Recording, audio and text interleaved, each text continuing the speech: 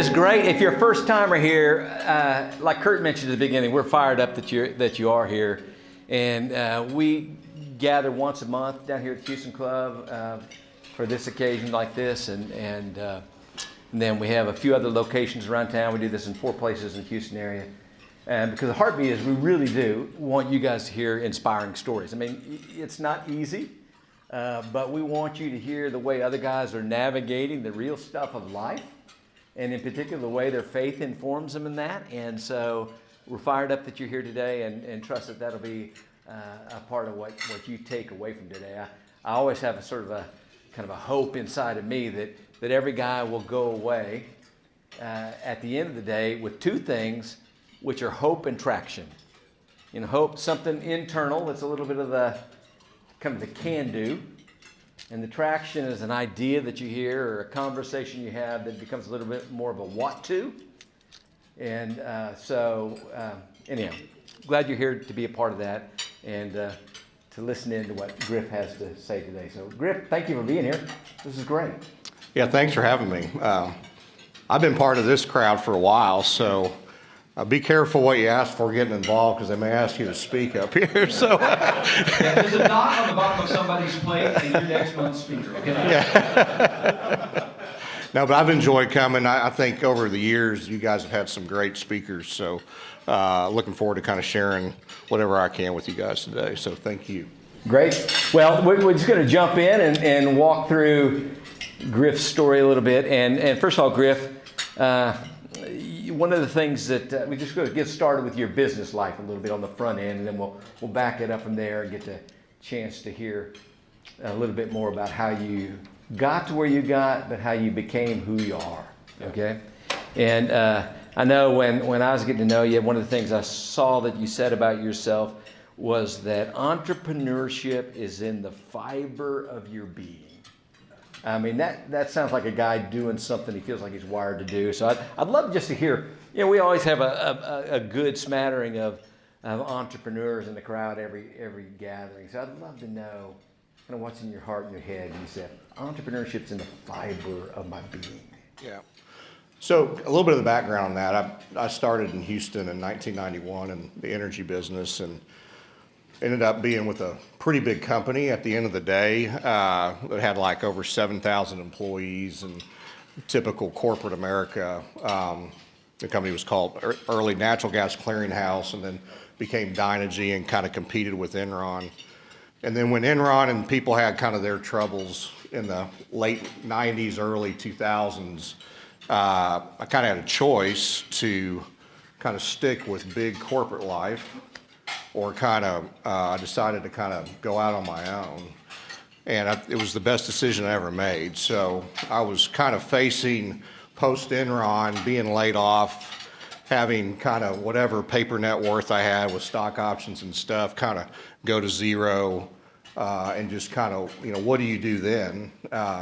So I came up with a business plan, and kind of through a moment of adversity, was kind of one of the biggest opportunities of my life, and it was to go start my own company. And just that pivot early on, when I was in kind of my early 30s, really kind of changed the way I kind of thought about business and life, and making my own decisions, and not, you know, trying to be in that kind of entrepreneurial mindset all the time. So that was really the catalyst that kind of brought me there. So I'm guessing the guy who's got entrepreneurship in the fiber of his being, when you're sitting at that crossroad that is frankly defined by unknown, for you, the freedom of going and doing your own thing and being sort of, you know, the one who's charting the path was kind of more invigorating to you than the fear of, I have no idea what's out there.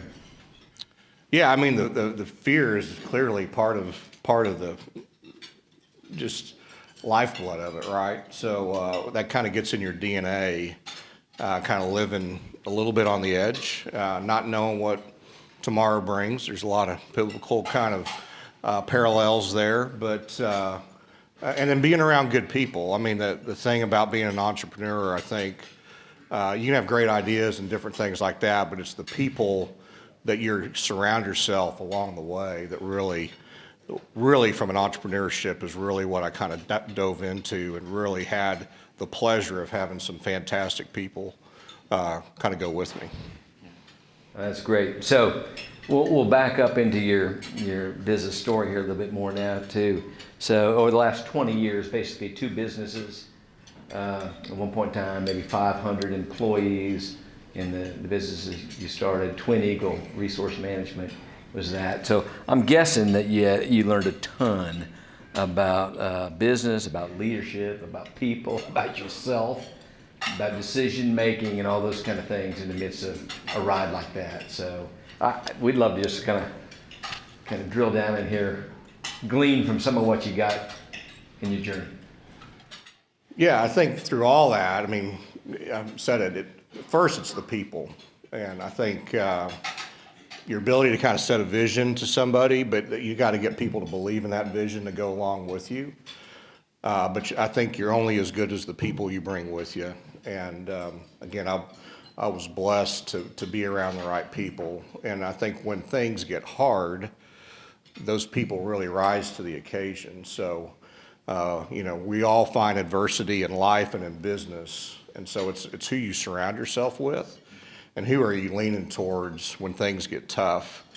Are you leaning towards kind of your faith, which has always been a big part of me, and being able, and if you graft my faith, it's probably like a lot of people in this room, it had some ups and downs to it. And typically when adversity would hit, I would lean more on my faith. But in my entrepreneurship life, I kind of surrounded myself, even in business, with people that shared some of that faith. And so we always had kind of a true north when things got tough, opportunities came our way, always doing things the right way. And I think that's what we really enjoyed, versus kind of previous lives in corporate life and things like that. So as a business leader, I'd just love to know the way that you maybe process things when they happen. Not that the wheels would have ever flown off of what you were about, but we all have those moments where it feels anyway like the wheels are flying off of what we're leading or being a part of. How do you process it? What's your knee jerk, and what's your recovery, and how do you come at it when you're in those places? Well, I think again, it's some of that is hard to fix if you don't have a good foundation. So when adversity hits, that's really is going to test the core of your foundation. Kind of an interesting story. We had sold a business, sold our first company, Eagle Energy, to Lehman Brothers, of all people. And so, that's been well documented, well written about. But we had, Lehman Brothers was a parent company. We were a wholly owned subsidiary.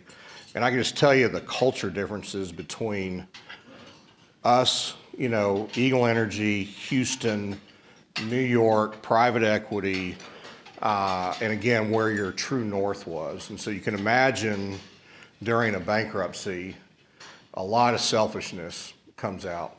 And I think our company really put our people and our customers first through a very, very trying time. We had about 60 days of life left when Lehman went bankrupt, and we somehow found a way to kind of pull that company out, and it was with the help with a big multinational company out of Paris that helped us buy it. But the activities you saw during a bankruptcy would really break your heart. I mean, people leaving with boxes the 12 hours after the announcement of a bankruptcy. And at our old company, Eagle, we had everybody show up for work. Everybody say, what can we do to take care of our people and our customers? And I think that just kind of won the day, and that created a second life for that company that probably wouldn't have happened if we had the wrong people originally there, the wrong foundation of the company. And again, there was a lot of prayer during that time, and a lot of sitting around a conference room trying to figure out how are we going to navigate these waters, but we somehow did it.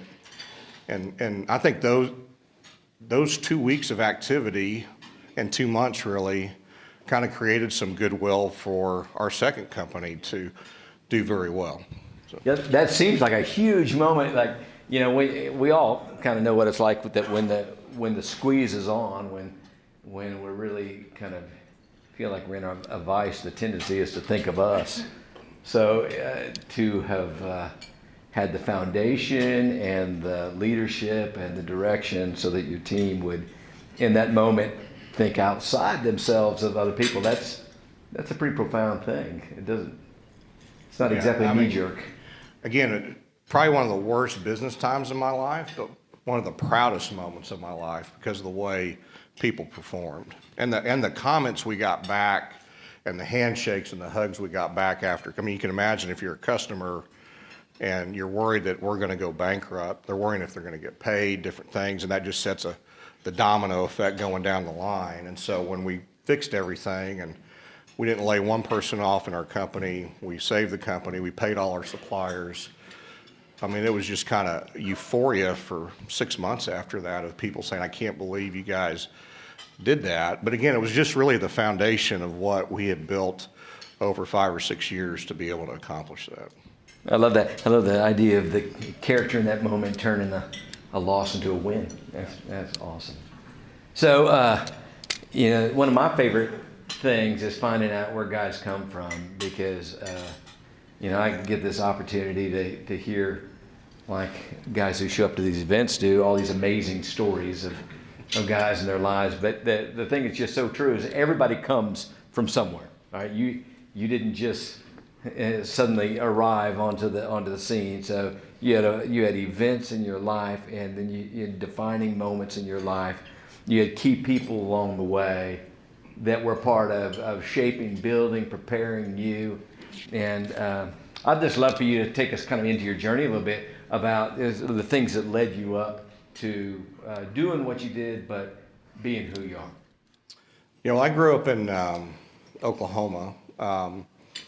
Got an interesting past with I have a father, my natural father, birth father, was a pretty successful guy in sports, played professional football, was on the cover of Sports Illustrated, but he divorced my mom when I was in second grade. So he was really never around. I had somewhat of a relationship with him, but many weekends where he's supposed to pick me up for his visitation rights and he doesn't show up. Or me, playing in varsity football games or basketball games and him coming, drunk to the games. And I was fortunate that I had my mother remarried a gentleman from Oklahoma City. We moved to Tulsa when I was in kind of the third, fourth grade.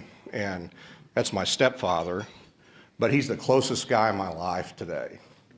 And he's a guy that just showed up, just really, he never asked to be my dad. He just started showing up at every event, and just this quiet confidence that he had with me that things were going to work out just fine. And so he's the one who introduced me to Christ. He's the one who started taking me to church on Sundays. And so I just had that foundation again with him. And, I hear, I always want to talk to people when they get remarried or there's a second life for people, because I've got a stepfather who's the most important person in my life, and it's been like that for 44 years. So, it's been great. So he really led me to the Lord, and so I had maybe out of the ashes of a difficult natural father relationship, really became a really close father relationship with my stepfather. And then from there, I've just been fortunate to have a lot of people in my life. I'd be remiss if I didn't say I kind of won the lottery with my wife. I met her in college, but and so we met first class freshman year English. You got to tell the story. Yeah, I did. I wasn't a really good student, so I go to first class freshman English. I don't take anything to write with, so you can imagine the fraternity guy with his hat on backwards wasn't going to take school real seriously. And I kind of lean over, and this cute blonde that was sitting next to me, I asked her for something to write with, and she had a pencil with her name engraved in it. It was a high school graduation present, so her name was Mindy Higbee engraved, and so that's how I met my wife. I got to know her name. So anyway, that's been great. But I think from other men, I was fortunate. I met the founder of Natural Gas Clearinghouse Dynegy, a guy named Chuck Watson, when I graduated from college. That's kind of like winning the lottery. He's a great man. It's been an interesting relationship with him where, he just hired me out of college, and it went from kind of a mentor-mentee relationship to where I really consider him almost family. And so he's like a big brother to me. We went from where I worked for him to where I've been business partners with him for 20 years, and he still reminds everybody I still work for him, but if he was here. So someone like Chuck would be a great business mentor. His wife Kim and him, they've got a Christian faith too that kind of meanders through their life, and so a great example of me of how to kind of conduct our family. And then a few years ago, and kind of coming to things like this, so I was having some success, had some money in the bank, kind of that typical term you use, success to significance. I was really on a search for some different things, and so I would come to events like this, and there happened to be one at Houston Baptist where a guy named Terry Looper spoke, and I'd been encouraged by some people to go meet Terry, that we had a lot in common. They thought, even though we had an age difference, that our business lives kind of seemed similar, and so and Terry had heard about me.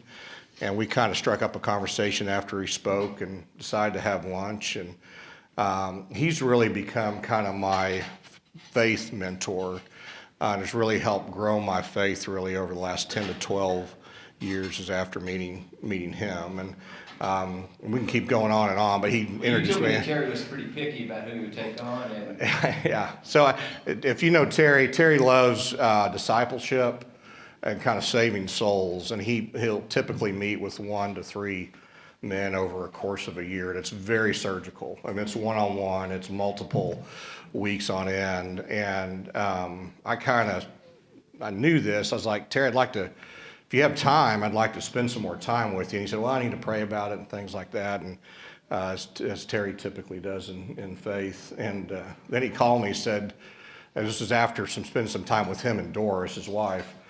And he said, well, Doris told me I need to spend a lot more time with you. And I was like, well, thank God for Doris. Because I wasn't doing a good job selling myself to Terry. But they've become great friends. They've really been, again, a true north needle for me over the years. And over the last 12 years, we've become really, really close friends too. And he's introduced me to a lot of things about how to merge business, faith, your walk, success to significance, and even something like, halftime. Yeah. Well, speaking of halftime, so when one of the things that I first learned about you is I found that article that was written by you, and it said the name of it was, "Are you as intentional about your life as you are about your career?" Well, that one got my attention, both for personal interest, and it felt pretty toolboxy to me, and to think about being intentional and something like that. And so can you just tell us a little bit about like your journey in that, and what you mean by that, and what that meant to you, really? Yeah, well, I'd kind of back to corporate life and even in entrepreneurship life. I mean, there's times when you take your team away for whether it's a few hours or a couple days, and you strategize. You might bring some experts in to kind of think through things that are going on in your business life. And I just think as Christian men and members of our family, we just don't do that on a personal level. And so I read this book, Halftime. Terry invited me to kind of a one-day event, but it was amazing to really take kind of a world-class business practice of strategizing, kind of rethinking about what are the things you're doing well, what are the things you're not doing so well, and how to kind of retool your life into moving again from success to significance, being a better husband, being a better father, being a better community member, and ultimately that drives to being a better business person also. I hope. So it's been really, really good for me to get very intentional about what my personal life is away from business, and that's really the more important thing to me. And we say that. I mean, we always, say, hey, family's first and all that, but again, business gets in the way, these 40-hour weeks, 60-hour weeks, whatever, and you look up, and I think you tend to be exhausted, and the ability to kind of break away for some time and really have a coach help you through that, and it changed my whole outlook. I mean, I now have I used to have a great financial advisor, but he wasn't a faith-based financial advisor. So now I have a faith-based financial advisor that every single meeting we open up in prayer. And so it just starts around that. All my personal board of directors are men and women of faith. And then one thing I did through that was I really wanted to make sure I just started with my priorities right. And so really as I came out of halftime, I was like, you know what, I'm going to start with some ministry stuff at the first of the week, Monday morning, 7, 8 o'clock. There's a couple people in here that I've done that with, to where my first meetings of the week are ministry related. And it just seemed to ground myself, get me grounded as I turned into my staff meeting around lunchtime on a Monday. I'm coming kind of from a very balanced, very intentional place versus that first cup of coffee on Monday morning and just ramping up your blood pressure that I did kind of for years. So okay, you just used the expression your personal board of directors. Tell us what you mean by that and how that functions in your world. Yeah, so I've got people like Terry. There's a gentleman that was my coach and now more friend through halftime, a guy named Lloyd Reeb, who lives in North Carolina. I've got Randy Schrader, I think some of you guys probably know, with Raw and Blue. I mean, these are, it's coach, financial, mentor, people like Chris C., Trey Little, people like this that are in my life that I can, if things come up that I need to have a discussion with, they're calls I can make to kind of really talk about how to navigate life's waters. Yeah, that is huge. I mean, so there's a little bit of wisdom from the Bible that said a man who separates himself seeks his own way.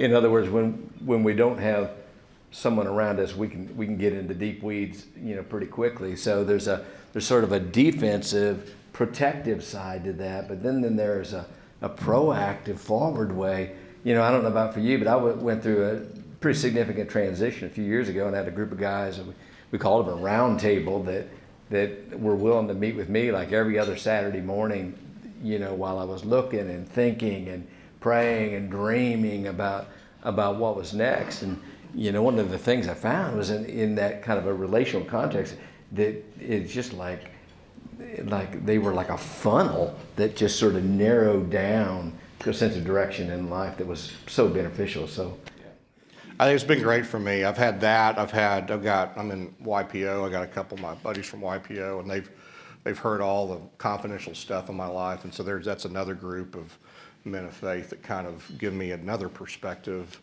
versus kind of my personal board of directors. So I think you can't have enough of that. I think making good decisions, you want to gather a lot of information. I mean, ultimately it's your decision, but the more good information, more wisdom you can pull out from different people, I think is fantastic. One more question on that. Is your personal board of directors, are they like an identified group?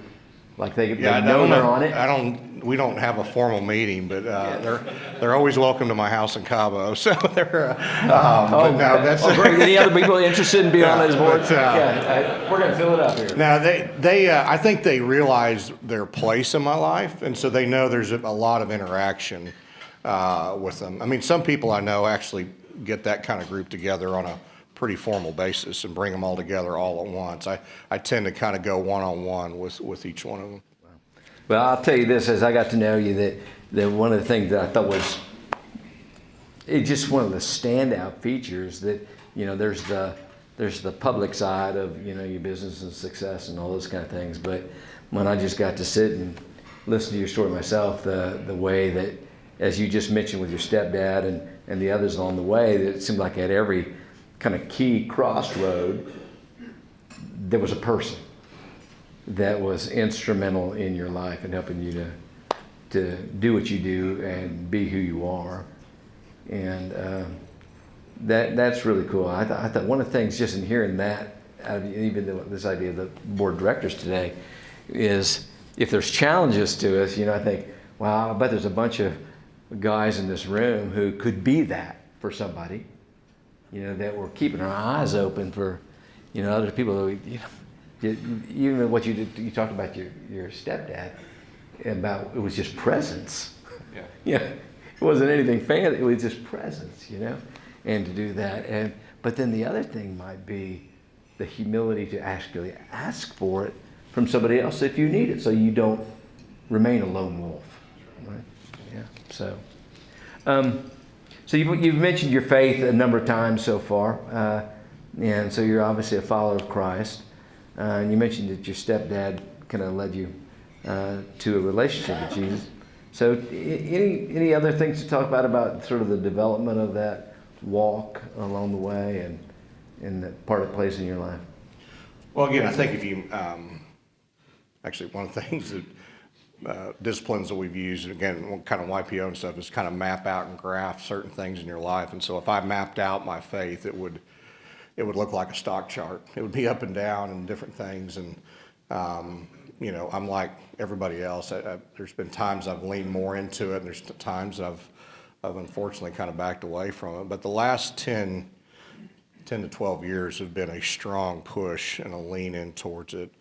That's been fantastic. It kind of started with these right people being around me. And it's just the more people you surround that self with, it's just present all the time. And so that's kind of the outward piece of it. The inward piece is, are you reading? Are you seeking? Are you doing things personally? I'm doing all those things too. But again, just the experiences like this, being around other things, has really just kind of been a constant piece over the last 12 years. That's great. So we probably have a few developers in the room, construction guys. I know that one of the things when you're getting ready to pour a foundation, you got to make sure it's not going to rain. When it's raining, it's not the time to pour the slab, right?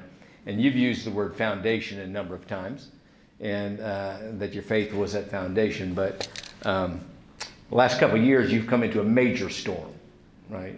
Major health concern that's really been a huge crossroad in your life, and it's brought about some changes in direction and so forth. But I think it would be really helpful for us to hear just about that period. But how are you processing where you're at and what's going on in your world in that way?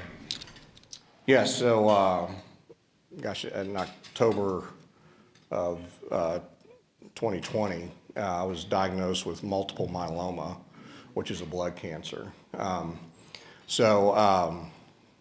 It's like a lot of cancer patients, you never want to get that call. I had some back issues I was kind of dealing with that summer, and generally very healthy. Would go get an executive physical every couple of years at Methodist, those kind of things. And so I felt like I was doing all things right. But again, just when you're cancer diagnosis, there's a lot of times you can't, it's just out of your control. And so what was interesting about that time, and again, I wouldn't wish that on anybody, but you test the foundation, and those people around me rallied and had some really interesting discussions. I've got a brother who's a college basketball coach, and I called him and said, "Hey, Kyle, I got cancer," and you can imagine a college basketball coach always wants to turn it positive. And he's like, this is the greatest thing that's ever happened to you. And I'm like, Kyle, what are you talking about, man? I do not need the halftime, we're down by 10. We can win this in the second half speech. But he just thought it would change my outlook on life even more than it had been. And he think it would change my testimony too. So, I was not expecting that. I remember, Chris C. was one of my first phone calls, and he came to the house really quickly. And this type of diagnosis, it's not curable, but it is manageable. So the doctors would say, hey, there's your age and different things.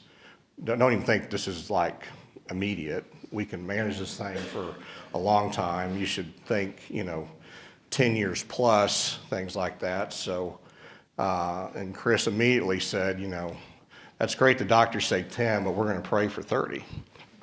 And so that kind of became a kind of a rallying cry for my family. And that's the thing that's really driven my life here the last couple of years, is we use the term, we're going to plan for 10 and we're going to pray for 30.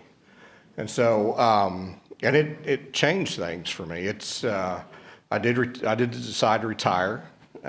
It was easy to do that. I have a fantastic team at Twin Eagle, some world-class individuals that, were probably running the company already. I just didn't know it. But I needed to let go of that, and they've done a fantastic job, and so it was easy for me to walk away from that. And but it's and then I had another person when I got diagnosed say, you're not going to realize it, but you're going to be blessed by this, and there's going to be blessings that happen to you. And it's happened. I've gone deeper with relationships than I have ever in the last 2 years. I've spent more time with my wife. I haven't spent 24 hours away from my wife since I was diagnosed. And it's been the greatest 2 years of our marriage, probably. And so as I was getting coached by my team to, be a good husband, all those things over the years, Mindy always took a back seat a lot of times. Well, now she's right there next to me. She may want me to go back to work, but if she was here, she'd probably give her own testimony. But so I just, but it's been, it really has been a blessing. I've spent more time. I've gotten more intentional.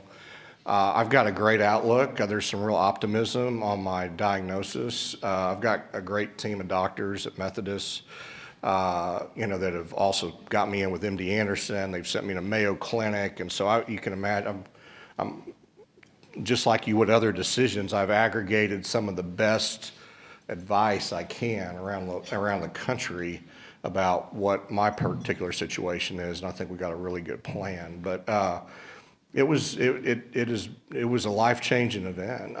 One of the other things that, from a faith perspective, about 6 months before my diagnosis, happened to go to the Holy Land with our church.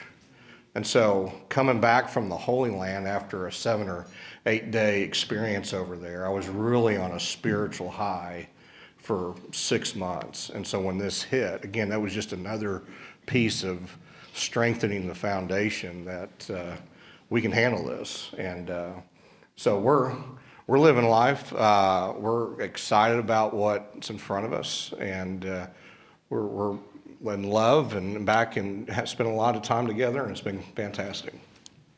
Well, that's good. I ever since you told it to me a few weeks ago, that idea of plan for 10, pray for 30, that is a sticky idea. It really is, and it does kind of confront you with both vision and reality, or vision and the fragileness of life at the same time, which is, it's got to be an interesting tension to live in, to some degree.